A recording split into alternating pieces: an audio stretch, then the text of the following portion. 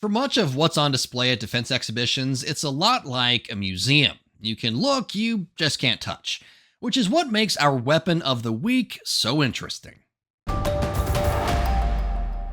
So they sent a bomber sortie in to strike the Russian airfield that was there.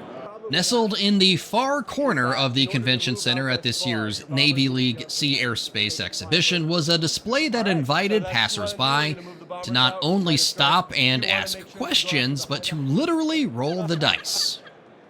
Jeremy Sapinski is the lead wargamer at the Center for Naval Analyses, more commonly known as CNA. He's in charge of organizing and developing the skills of their wargame design team, a group that designs around 20 games every year, each one created to explore specific customer needs. The number one question we always ask is, what are we trying to do with the game, right? What is the outcome? How is the game fitting into a research or an analytic or an educational portfolio for where it's trying to fit? It's not all about, hey, I've got this combat position, let's do more of this. It's always, what are we trying to do? At CNA, we design war games to fit into whatever problem space our sponsor is actually looking for. Once CNA's wargamers determine their objectives, they analyze the game and consider what contingencies and concerns might evolve during play. Then they set up a wargame focused on that operation, ensuring it encourages players to explore what-if scenarios.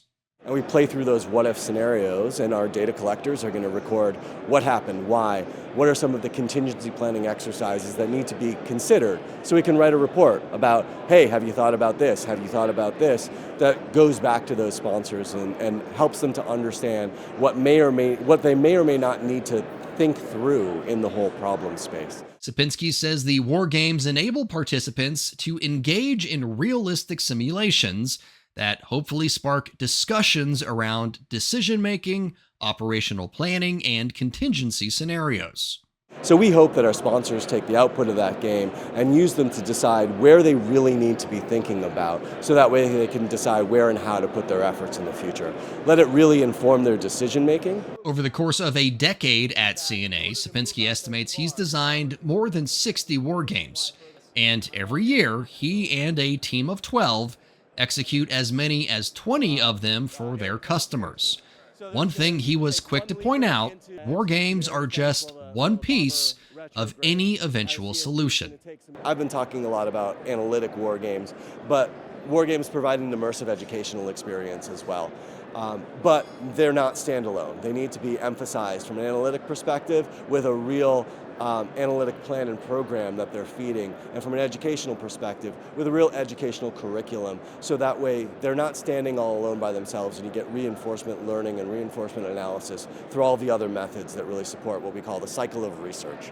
That really is that feedback loop between exercises, analysis, and war games that helps you understand the full spectrum of conflict. Sapinski was also quick to point out the outcomes of their wargames usually have long-term implications rather than immediate impacts, stressing they should not be used for quick decisions or major strategy changes.